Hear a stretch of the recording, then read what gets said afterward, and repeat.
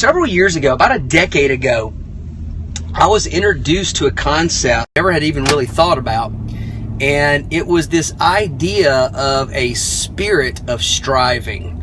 And it kind of caught me off guard. It caught me at a time in my life where I was working really hard, man. Like I really wanted to succeed. I was not successful. I had not made a lot of money. I still was sizing myself up to other people who were more successful than I was, who was making more money than I was making.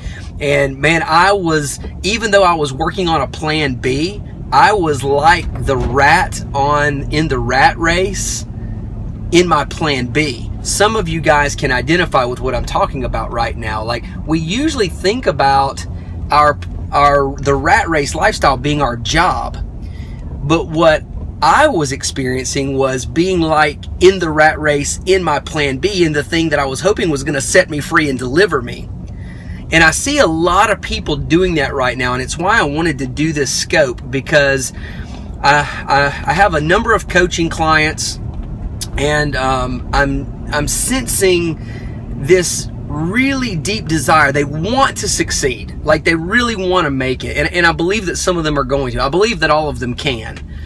But sometimes we get to this place where we want to succeed so bad, and we feel like it has to happen right now, that we get into this spirit of striving. You know, you wake up in the morning and it's like, oh, what are all the things that I've got to do and I've got to accomplish today? And you go to bed at night and you're laying there and you're thinking about the things that you didn't get done, and how, you know, what the stuff that got in the way, and then you're frustrated and overwhelmed.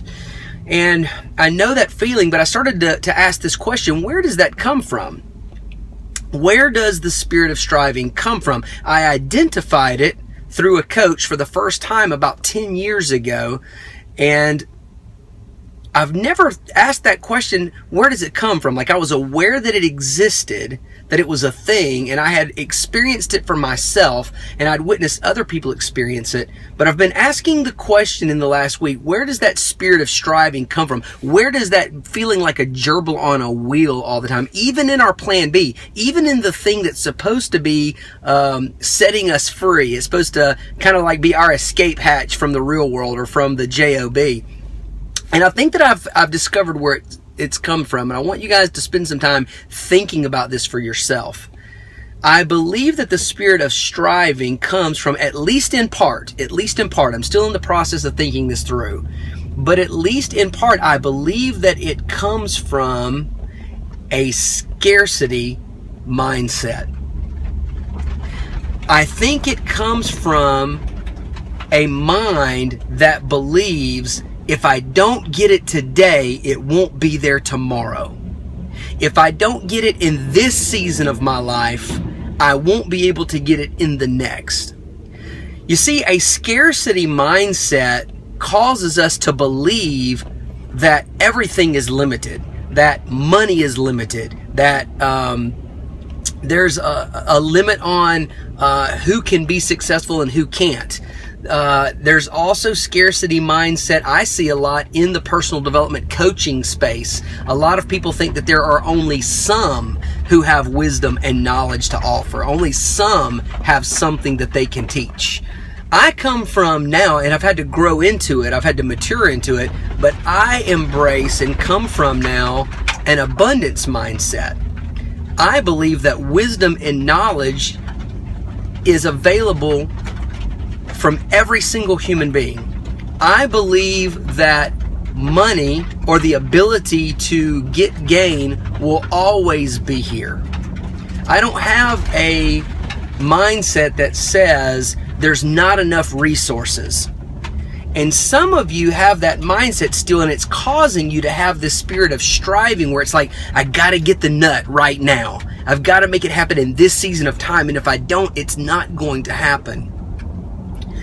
How does that creep into us? We have a scarcity mindset because maybe, and I want you to think about this for you, just think about it and see if this might be true for you.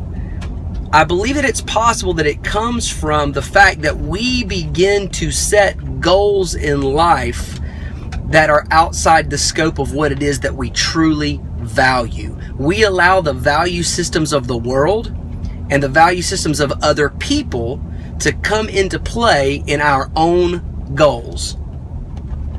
We start to set our future, or what it is that we say that we want to accomplish, according to other people's criteria for success. And if I could get you to press pause on that for a little bit and say, wait a minute, pause and back up and think about what it is that's really meaningful for you in your life. If you say that you value your kids and you want more time with your kids, and you're working your plan B so that you can have more time with your kids, my question to you is this: are you going to wait until you're successful 5 years down the road before you spend time with your kids? Why not spend time with them right now? If you say that you value your spouse and you want more time to be with your spouse, are you going to wait until you're successful and be stressed out in the next 3, 4, 5 years while you're chasing your dream? Or are you going to start to spend time with that spouse right now? I know people all the time who say, I want to give more to missions, or I want to give more to nonprofits and make a difference in the world. Well, I can tell you this: if you're not practicing giving based on what it is that you're making right now, you've already cultivated something in your personality that's going to keep you from giving then. You see, you've got to be ruler over small things before you can be made ruler over many things.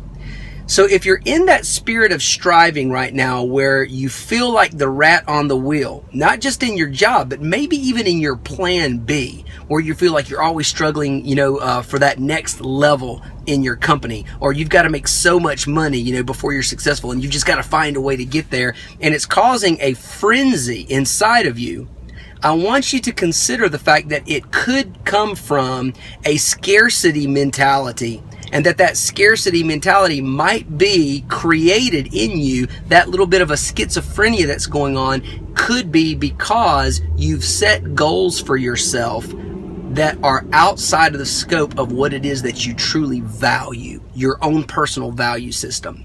If you want to be happier, if you want to silence that spirit of needing to make it happen right now, if you want to silence that voice, if you want to no longer wake up every morning stressed out about the day, if you want to no longer lay in bed at night and worry about all the things that you didn't accomplish and everything that you've got to do tomorrow, then my encouragement to you guys is to take a step back and to press pause and to think about the things that you truly value, and start giving your time equity right now to the things that you say that you value. If you value your kids, don't wait until you make a bunch of money so that you can earn the right to spend more time with your kids. Spend that time with them right now. If you say that you value your spouse and your plan B is so that you can have more time with your spouse, don't wait until then. Start spending the time right now. You see, guys, sometimes we make the goal the money or the success or the rank or the achievement, when the goal really should be going ahead and participating in and with the things or the people that we value right now. If you want to get rid of the spirit of striving, start living according to the things that you value already. Start living according to your own personal value system. You want to be happy. You want to be not stressed out. You want to not have that spirit of striving where you feel like the gerbil on the wheel, the little rat on the wheel. Start doing the things that you love right now. And that happiness will release you. I'm telling you, you guys, listen to what I'm saying.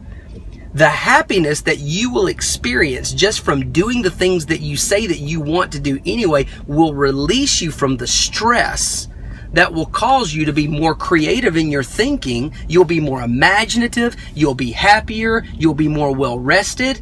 And you will literally achieve more just because you've set yourself free from that spirit of striving. So that's my message.